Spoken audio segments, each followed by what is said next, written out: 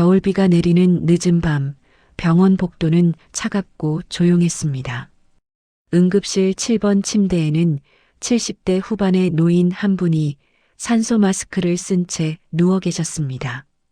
그의 아들, 45살 남자는 아버지 옷, 주머니에서 꺼낸 낡은 통장 한 권을 떨리는 손으로 펼쳐들고 있었습니다. 통장 표지는 세월의 때가 묻어 누렇게 변해 있었고 첫 페이지를 넘기자 숫자들이 빼곡히 적혀 있었습니다. 아들의 눈은 그 숫자를 따라가다 멈췄습니다. 잔액란에 적힌 금액 4,800만 원. 그는 자신이 지난 10년간 매달 보낸 생활비가 단 한 번도 쓰이지 않았다는 사실을 그제야 깨달았습니다. 아버지, 이 돈 대체 왜 안 쓰셨어요?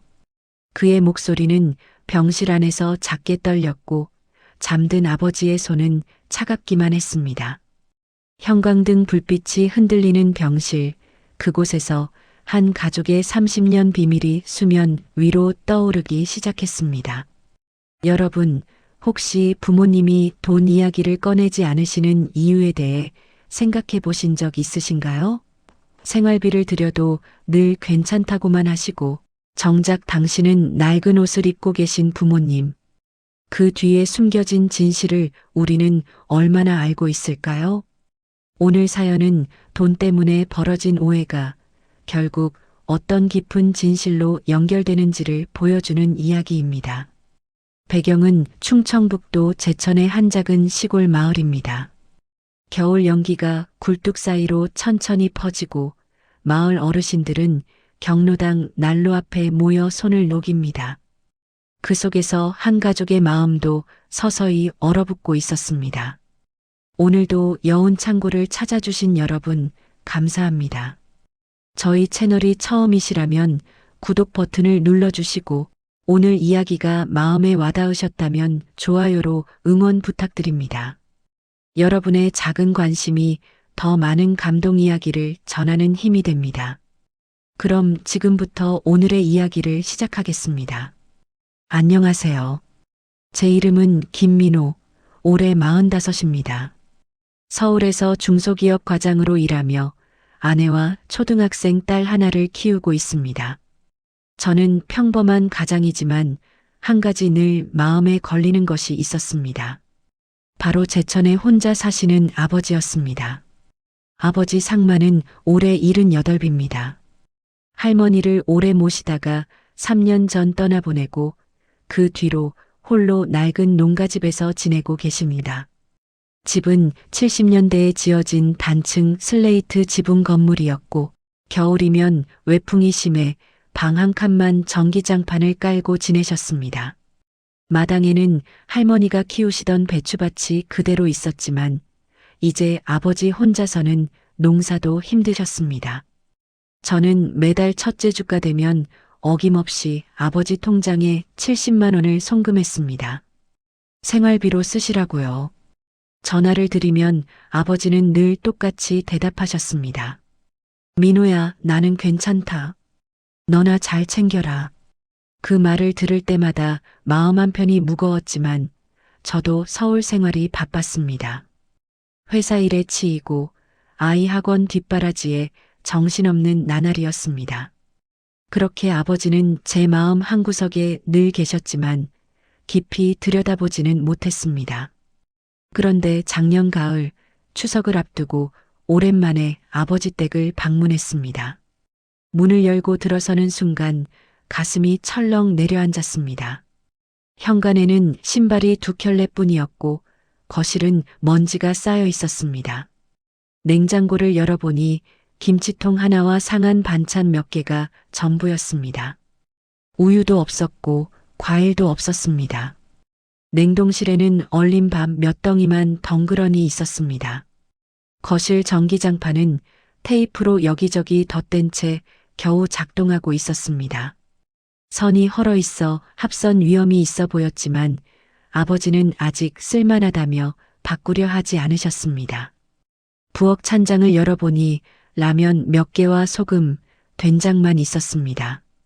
쌀독에는 쌀이 바닥을 드러내고 있었습니다. 저는 목이 메었습니다. 매달 70만 원씩 보내는데 도대체 아버지는 무엇을 드시고 계신 걸까요?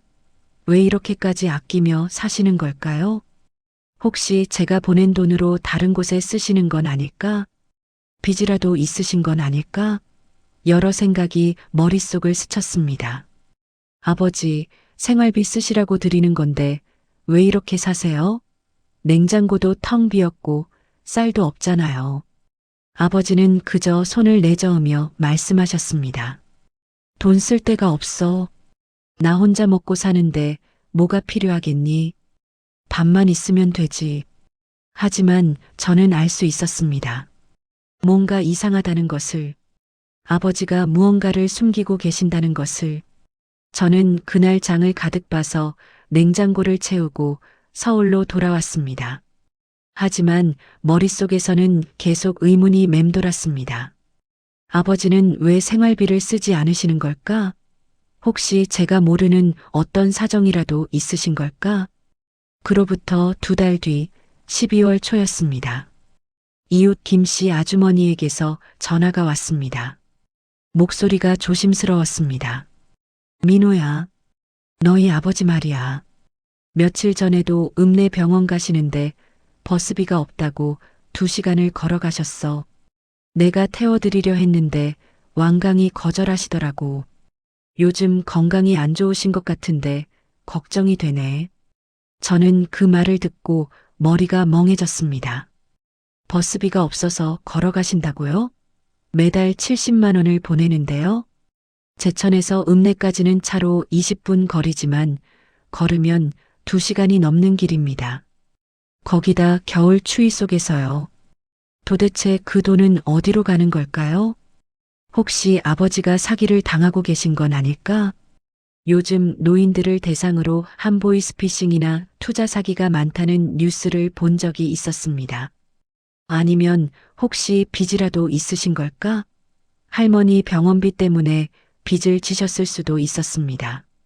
여러 가능성이 머릿속을 채웠고 저는 불안한 마음에 잠을 이룰 수 없었습니다. 결국 주말을 기다렸다가 다시 제천으로 내려갔습니다. 아버지께는 미리 말씀드리지 않았습니다. 집에 도착했을 때 아버지는 마침 장 보러 나가신 상태였습니다. 저는 조심스럽게 집안을 살펴보기 시작했습니다. 거실 장롱도 열어보고 방 안 서랍도 확인했습니다. 그러다 장롱 깊숙한 곳에서 낡은 가방 하나를 발견했습니다. 손이 떨렸습니다. 가방을 열자 두툼한 통장 한 권이 나왔습니다. 표지부터 낡아서 언제 만든 것인지 알 수 없었습니다. 통장을 펼치는 순간 저는 숨이 막혔습니다. 입금 내역이 빼곡했습니다. 제가 보낸 70만 원이 매달 그대로 쌓여 있었습니다. 2014년부터 2024년까지 10년간 단 한 번도 출금되지 않은 채로요. 그것만이 아니었습니다. 그 외에도 아버지가 모으신 돈들이 더해져 있었습니다. 10만 원, 20만 원씩 조금씩 입금된 기록들이 보였습니다. 아마 아버지가 폐지를 주우시거나 마을 일을 도우시고 받으신 돈인 것 같았습니다. 통장 잔액은 4,800만 원. 저는 그 자리에서 주저앉았습니다. 손이 떨렸고 눈앞이 흐려졌습니다. 분노와 혼란이 동시에 밀려왔습니다. 아버지는 제가 보낸 돈을 단 한 푼도 쓰지 않으셨던 겁니다. 냉장고가 텅 비어도 전기장판이 고장나도 버스비가 없어 2시간을 걷더라도 대체 왜 이렇게까지 모으신 걸까요? 그때 현관문이 열리는 소리가 들렸습니다. 아버지가 돌아오신 겁니다. 저는 통장을 들고 거실로 나갔습니다. 아버지는 제 손에 든 통장을 보시더니 얼굴이 하얗게 질렸습니다. 민호야. 그게 아버지의 목소리는 떨리고 있었습니다. 저는 참을 수 없었습니다. 아버지, 이게 뭡니까? 통장을 내밀자 아버지는 말을 잇지 못하셨습니다. 제가 생활비 드리는 게 저금하라고 드린 겁니까? 아버지는 지금 라면으로 끼니를 때우시면서 왜 이 돈을 안 쓰세요? 버스비도 없어서 걸어 다니신다면서요? 도대체 왜 그러세요? 아버지는 고개를 떨구시며 작은 목소리로 말씀하셨습니다. 비상금이다. 나중에 필요할 수도 있으니까. 하지만 그 대답은 저를 더 화나게 만들었습니다. 무슨 비상금이 5천만 원씩이나 필요해요? 지금 아버지 건강이 비상 아닙니까? 제대로 드시지도 못하시고 난방도 안 하시면서 무슨 나중이에요? 아버지는 대답하지 않으셨습니다. 그저 눈가만 붉어질 뿐이었습니다. 저는 더 답답했습니다. 아버지가 절 믿지 못하시는 겁니까? 제가 나중에 이 돈 달라고 할까봐 그러시는 겁니까? 아니면 제가 아버지 돈을 쓸까봐 걱정되세요? 그게 아니야, 민호야. 아버지의 목소리는 간신히 나왔습니다. 그럼 뭔데요? 말을 하셔야 알죠. 저는 아버지가 편하게 사시라고 생활비를 보내는 건데 왜 이렇게 고생하시면서 돈을 모으세요? 도대체 이유가 뭡니까? 하지만 아버지는 끝내 입을 열지 않으셨습니다. 그저 고개만 푹 숙이신 채 말이 없으셨습니다. 저는 더 이상 참을 수 없었습니다. 알았어요. 이제 생활비 안 보낼게요. 어차피 안 쓰실 거면 제가 왜 보내요? 그 말을 남기고 저는 집을 나왔습니다. 차에 올라타서도 눈물이 났습니다.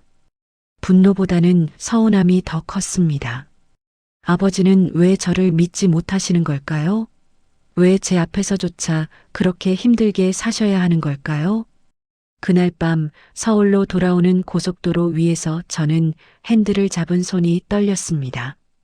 아버지에 대한 서운함, 분노, 그리고 이해할 수 없는 답답함이 뒤섞였습니다. 집에 도착해서도 아내에게 이야기할 수 없었습니다. 어디서부터 어떻게 설명해야 할지 몰랐으니까요. 그 뒤로 한 달 동안 저는 아버지께 생활비를 보내지 않았습니다. 대신 일주일에 한 번씩 직접 장을 받아들였습니다. 쌀, 반찬, 과일, 우유 등을 사서 냉장고를 채워드렸습니다. 하지만 아버지와의 대화는 끊겼습니다. 전화를 드려도 응, 그래라는 짧은 대답뿐이었습니다. 저도 아버지도 서로에게 상처를 입은 채 말을 아꼈습니다. 아내는 제게 물었습니다. 여보, 아버님이랑 무슨 일 있어요? 저는 고개를 저었습니다. 아니야, 아무것도 아니야. 하지만 제 마음속 깊은 곳에서는 계속 의문이 맴돌았습니다. 아버지는 왜 그러시는 걸까? 무엇이 아버지를 그렇게 만드는 걸까? 12월이 깊어갔습니다. 날씨는 점점 추워졌고 제천에는 눈이 내리기 시작했습니다. 저는 아버지께 전화를 드렸습니다. 아버지, 난방 잘하세요. 감기 조심하시고요. 아버지는 짧게 대답하셨습니다. 그래, 알았다. 그리고 전화를 끊으셨습니다. 그날 밤 저는 잠을 이룰 수 없었습니다. 아버지의 얼굴이 계속 떠올랐습니다. 통장을 발견했을 때 하얗게 질리신 얼굴, 말씀하지 못하고 눈물만 글썽이시던 모습, 그 뒤에는 분명 제가 모르는 어떤 이유가 있을 겁니다. 하지만 아버지는 끝내 말씀하지 않으셨고 저는 그 이유를 알 수 없었습니다. 혹시 아버지가 큰 병이라도 앓고 계신 건 아닐까? 그 돈을 병원비로 쓰려고 모으신 건 아닐까? 아니면 제가 힘들 때를 대비해서 모아두신 걸까? 여러 가능성을 생각했지만 답은 나오지 않았습니다. 저는 그저 아버지가 건강하시기만을 바랐습니다. 그해 겨울 12월 중순이었습니다. 새벽 2시쯤 전화벨이 울렸습니다. 모르는 번호였지만 불길한 예감에 받았습니다. 보호자분이십니까? 김상만 씨께서 마을 버스 정류장에서 쓰러지신 채 발견되셨습니다. 지금 제천의료원 응급실에 계십니다. 저는 심장이 멎는 것 같았습니다. 잠옷 차림으로 옷을 갈아입고 차에 뛰어 올랐습니다. 아내는 놀라서 물었습니다. 여보, 무슨 일이에요? 아버지가 쓰러지셨대. 병원으로 가야 해.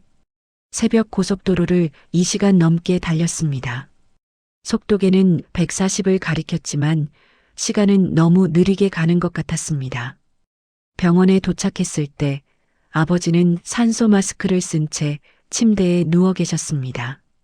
얼굴은 창백했고 손은 얼음처럼 차가웠습니다. 저는 아버지 손을 잡고 울음이 터져 나왔습니다. 아버지, 제가 왔어요. 아버지. 하지만 아버지는 눈을 뜨지 못하셨습니다. 의사 선생님이 나와서 설명해 주셨습니다. 보호자분, 환자분이 저체온증과 탈수, 그리고 영양실조로 오셨습니다. 혈압도 위험 수치였고요. 다행히 발견이 빨라서 생명에는 지장이 없지만 앞으로 관리를 잘 하셔야 합니다. 평소 식사를 제대로 안 하신 것 같은데 당뇨 수치도 관리가 안 되고 있고요. 약은 드셨나요? 저는 아무 말도 할 수 없었습니다. 제 잘못이었습니다. 아버지가 제대로 드시는지, 약을 챙겨 드시는지 확인도 하지 않은 채 생활비만 끊어버렸으니까요. 아버지와 다툰 뒤로 한 달 동안 장만 받으렸지 직접 가서 확인하지 않았습니다. 제가 아버지를 이렇게 만든 겁니다. 간호사분이 아버지의 소지품을 정리하며 작은 비닐봉투를 건네주셨습니다. 쓰러지실 때 들고 계셨던 거예요. 안에는 장기요양 신청 서류와 낡은 사진 한 장이 들어 있었습니다. 서류를 보니 아버지가 요양원 입소를 알아보고 계셨던 것 같았습니다. 혼자 사시기 힘드니까 요양원에 들어가시려고 했던 걸까요? 그런데 사진이 눈에 들어왔습니다. 색이 발에 있었습니다. 초등학교 졸업사진처럼 보였는데 그 안에는 제 어린 시절 모습이 있었습니다. 노란색 체육복을 입고 앳된 얼굴로 웃고 있는 9살쯤의 저. 하지만 그 옆에 앉아 있는 여자아이 하나가 눈에 들어왔습니다. 처음 보는 얼굴이었습니다. 여자아이는 마른 몸에 창백한 얼굴을 하고 있었고 눈빛은 어딘가 아픈 사람처럼 흐릿했습니다. 옷도 제대로 입지 못했는지 작은 카디건을 걸친 모습이었습니다. 누구일까요? 사진 뒷면을 뒤집어 보니 연필로 작게 쓴 글씨가 있었습니다. 지은이, 1988년 2월. 지은이? 저는 그 이름을 들어본 적이 없었습니다. 제 동생이었을까요? 하지만 저는 외동아들입니다. 부모님께서도 저 말고 다른 자식이 있다는 말씀을 하신 적이 없었습니다. 혼란스러웠습니다. 도대체 이 아이는 누구일까요? 왜 아버지는 이 사진을 가지고 다니셨을까요? 저는 사진을 주머니에 넣고 아버지 곁을 지켰습니다. 밤새 아버지 손을 잡고 있었습니다. 아버지, 제발 깨어나세요. 제가 잘못했어요. 이제 뭐든 말씀해 주세요. 제발. 새벽이 밝아올 때쯤 아버지의 손가락이 움직였습니다. 이틀 뒤 아버지가 정신을 차리셨습니다. 저는 침대 옆에 앉아 사진을 꺼내 보여드렸습니다. 아버지, 이 아이는 누구예요? 아버지는 사진을 보시더니 눈을 감으셨습니다. 한참 동안 아무 말씀이 없으셨습니다. 손은 이불을 꽉 움켜쥐고 계셨고 눈가에는 눈물이 고였습니다. 그리고 떨리는 목소리로 말씀하셨습니다. 내 아래로 한 명 더 있었다. 너보다 4살 어린 여동생. 저는 귀를 의심했습니다. 뭐라고요? 이름은 지은이. 내가 초등학교 2학년 때 태어났어. 1984년 겨울이었지. 아버지의 목소리는 점점 작아졌습니다. 그 애가 태어날 때부터 심장이 많이 약했어. 선천성 심장병이었지. 의사 선생님이 말하길 수술을 빨리 해야 살 수 있다고 했어. 그런데 그때 수술비가 1,000만 원이 넘었어. 우리 형편에 그 돈을 마련할 수가 없었어. 저는 숨이 막혔습니다. 아버지의 이야기는 계속되었습니다. 엄마랑 나는 밤낮으로 일했지. 나는 공장에서 야간 근무를 했고 엄마는 낮에는 식당에서 일하고 밤에는 청소 일을 했어. 너는 할머니 댁에 맡겼지. 그렇게 1년을 모았는데 고작 300만 원밖에 안 됐어. 그 사이에 지은이는 점점 약해져 갔지. 아버지의 눈에서 눈물이 주르르 흘렀습니다. 지은이는 밥도 제대로 못 먹었어. 숨쉬기도 힘들어했지. 조그만 몸으로 얼마나 힘들었을까. 병원에 갈 때마다 의사 선생님은 빨리 수술해야 한다고 했는데 나는 돈이 없었어. 그저 손만 빌고 있었지. 저는 눈물이 쏟아졌습니다. 아버지는 계속 말씀하셨습니다. 결국 그 애는 5살도 못 채우고 세상을 떠났어. 1993년 1월 눈이 많이 내리던 날이었지. 내가 9살 때야. 지은이는 엄마 품에 안겨서 조용히 눈을 감았어. 마지막으로 아빠 라고 한마디 했는데 그게 마지막이었어. 아버지는 목이 메어 말을 잇지 못하셨습니다. 한참을 울다가 다시 입을 여셨습니다. 너한테는 일부러 말 안 했어. 내가 너무 어렸으니까. 할머니 댁에 있을 때였고 지은이도 너무 아파서 집에 거의 못 왔었으니까 너도 기억 못 할 거야. 그리고 너는 아무 잘못이 없는데 동생 때문에 마음 아플까 봐 그냥 묻어뒀어. 저는 그제야 이해가 됐습니다. 왜 제가 그때 기억이 없는지, 왜 부모님이 말씀하지 않으셨는지, 지은이가 죽고 나서 엄마는 평생 자책하며 살았어. 내가 돈을 더 벌었어야 했는데 내가 그 애를 살리지 못했다고 밤마다 울었지. 그러다 우울증이 심해졌어. 약도 먹고 병원도 다녔지만 마음의 병은 낫지 않았어. 아버지는 천천히 말을 이어갔습니다. 엄마가 10년 전에 먼저 간 것도 결국은 그 마음의 병 때문이었어. 끝까지 지은이를 잊지 못하고 자책하다가 그렇게 갔지. 저는 그제야 어머니가 왜 그렇게 우울해 하셨는지, 왜 늘 무언가에 시달리는 것처럼 보이셨는지 이해가 됐습니다. 그래서 나는 너한테만큼은 절대 부족한 게 없게 해주고 싶었어. 지은이한테 해주지 못한 것들을 너한테라도 다 해주고 싶었지. 내가 대학 갈 때도 결혼할 때도 내가 할 수 있는 건 다 해줬어. 지은이 목까지. 아버지는 제 손을 잡으셨습니다. 그리고 내가 보내준 돈. 한 푼도 쓸 수가 없었어. 그 돈을 쓰는 순간 지은이한테 더 미안할 것 같아서. 지은이는 돈이 없어서 죽었는데 나는 돈이 있으면서 편하게 산다는 게 차마 그럴 수가 없었어. 그래서 모았어. 너한테 나중에 다시 돌려주려고. 내가 힘들 때 쓰라고. 지은이 몫이라고 생각하면서 저는 더 이상 참을 수 없었습니다. 아버지를 껴안고 소리내어 울었습니다. 아버지, 제가 너무 몰라서 죄송해요. 아버지도 우셨습니다. 30년 동안 혼자 짊어지신 죄책감, 돌아가신 딸에 대한 그리움, 살아있는 아들에 대한 미안함, 그 모든 것이 눈물로 쏟아져 나왔습니다.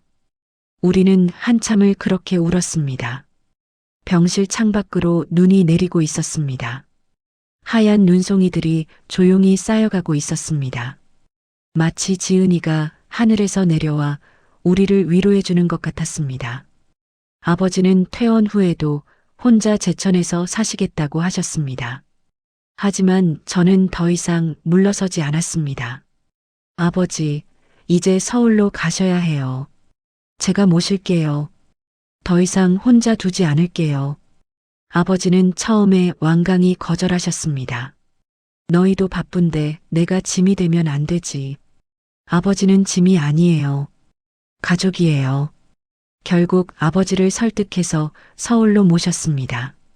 제천 집은 정리하고 저희 집 근처에 깨끗한 원룸을 얻어드렸습니다. 아내도 적극적으로 도와줬습니다. 아버님, 이제 편하게 지내세요. 매일 같이 밥 먹어요. 딸아이도 좋아했습니다. 할아버지 매일 볼 수 있어? 아버지는 손녀를 안으며 눈물을 글썽이셨습니다. 원룸에 이사하는 날, 저는 아버지 짐을 정리하다가 그 통장을 다시 발견했습니다. 여전히 4,800만 원이 그대로 있었습니다. 저는 아버지께 말씀드렸습니다. 아버지, 이 돈은 아버지가 쓰세요. 아니야, 이건 내 거야. 내가 너한테 돌려주려고. 아니에요, 아버지. 저는 통장을 아버지 손에 쥐어드렸습니다. 이 돈은 아버지가 평생 힘들게 모으신 거예요. 제 돈이 아니라 아버지 돈이에요. 이제 아버지를 위해 쓰세요. 건강 챙기시고 맛있는 것도 드시고 하고 싶은 것 하세요. 여행도 가시고요. 아버지는 고개를 저으셨습니다. 나는 이제 늙어서 쓸 데도 없어. 아버지, 이제 그만 참으세요. 평생 당신 것 하나 제대로 안 쓰고 사셨잖아요. 지은이도 아버지가 행복하게 사시는 걸 원할 거예요. 그렇게 계속 자책하며 사시는 거 원하지 않으실 거예요. 아버지는 한참을 통장을 바라보시다가 조용히 말씀하셨습니다. 그래, 알았다. 고맙다, 민호야. 그날 밤 저는 아버지 원룸에서 함께 저녁을 먹었습니다. 아내가 정성껏 끓인 미역국과 반찬들을 함께 먹으며 이야기를 나눴습니다. 오랜만에 아버지 얼굴에 미소가 번졌습니다. 다음 날부터 저는 매일 아버지를 챙겼습니다. 아침에 출근하기 전에 들러서 인사드리고 저녁에는 함께 식사했습니다. 주말에는 손녀와 함께 공원을 산책했습니다. 아버지는 손녀 손을 잡고 천천히 걸으시며 행복해 하셨습니다. 한 달쯤 지났을 때 아버지가 제게 말씀하셨습니다. 민호야, 지은이 무덤에 같이 가줄 수 있겠니? 저는 고개를 끄덕였습니다. 당연하죠, 아버지. 우리는 주말에 제천으로 향했습니다. 아내와 딸도 함께였습니다. 처음으로 우리 가족 모두가 지은이를 찾아가는 날이었습니다. 제천 공동묘지는 야트막한 언덕에 있었습니다. 3월에 바람이 불어왔고 봄꽃들이 피어나고 있었습니다. 아버지는 묘지 한쪽 구석으로 저를 안내하셨습니다. 작은 봉분 하나가 있었습니다. 비석에는 사랑하는 딸 김지은 1984-1993이라고 새겨져 있었습니다. 묘 앞에는 아버지가 놓으신 듯한 낡은 인형 하나가 있었습니다. 비바람에 색이 발해 있었지만 아버지가 정성껏 놓으신 게 느껴졌습니다. 아버지는 무릎을 꿇고 묘 앞에 절을 하셨습니다. 지은아, 아빠가 왔어. 내 오빠도 데려왔어. 그리고 형수님이랑 조카도 왔어. 저도 무릎을 꿇었습니다. 처음 만나는 여동생 앞에서 머리를 숙였습니다. 지은아, 오빠가 늦어서 미안해. 오빠가 너를 지켜주지 못해서 미안해. 이제라도 알게 돼서 이렇게 인사하러 왔어. 목이 메었습니다. 한 번도 만나보지 못한 동생이지만 가슴이 아팠습니다. 아내도 절을 했습니다. 지은아, 형수예요. 처음 뵙네요. 하늘에서 편히 쉬고 있죠? 딸아이는 어리둥절한 얼굴로 물었습니다. 할아버지, 여기 누가 계세요? 아버지는 손녀를 안으며 말씀하셨습니다. 내 고모야. 하늘나라에 계시는 고모.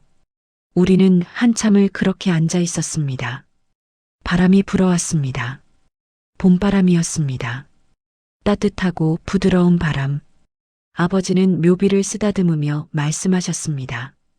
지은아, 아빠가 미안하다. 너를 살리지 못해서 평생 미안했어. 하지만 이제 내 오빠가 아빠를 용서해줬어. 내 오빠 덕분에 아빠가 조금 편해졌어.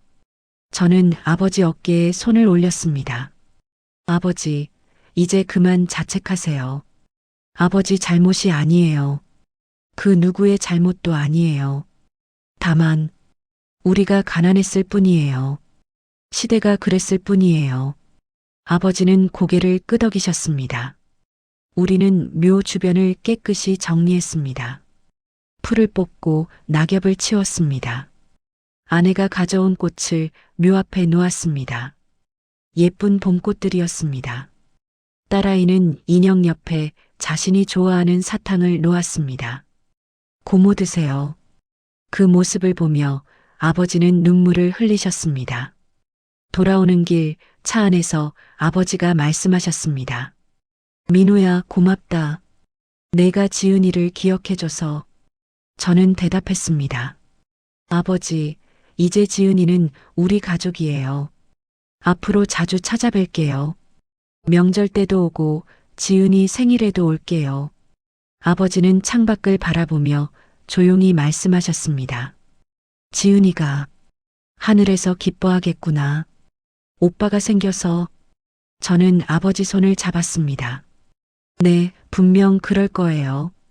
우리는 그렇게 서울로 돌아왔습니다. 차 안은 따뜻했습니다. 가족의 온기로 가득했습니다. 그날 이후로 저는 지은이 사진을 집에 모셔왔습니다. 거실 한쪽에 작은 액자를 만들어 걸어두었습니다.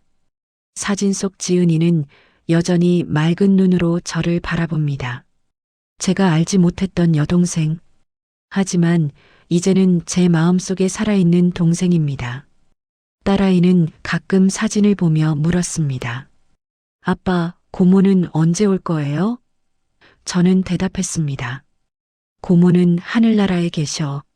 하지만 항상 우리를 지켜보고 계실 거야. 딸아이는 고개를 끄덕이며 사진에 대고 말했습니다. 고모, 안녕하세요. 저는 수아예요. 지금 아버지는 제 집 근처에서 편안하게 지내고 계십니다. 매일 아침 근처 공원을 산책하시고 손녀와 함께 놀이터에도 가십니다. 경로당에서 새로 사귄 친구분들과 바둑도 두시고 가끔 당구도 치십니다. 얼굴에는 예전에 없던 미소가 자주 보입니다. 그 통장은 아버지 방 서랍에 그대로 있습니다. 이제는 비밀이 아니게 된 통장입니다. 아버지는 그 돈으로 손녀 학원비를 대주시고 가끔 여행도 다녀오십니다. 얼마 전에는 아버지가 꼭 가보고 싶어 하시던 제주도에도 다녀왔습니다. 우리 가족 모두 함께요. 제주도에서 아버지는 바다를 보며 말씀하셨습니다. 민호야, 나 이렇게 행복해도 되는 건가? 저는 아버지 어깨를 감싸며 말했습니다. 당연하죠, 아버지. 이제 행복하세요. 많이 행복하세요. 아버지는 파도를 바라보며 조용히 우셨습니다. 하지만 그건 슬픔의 눈물이 아니었습니다.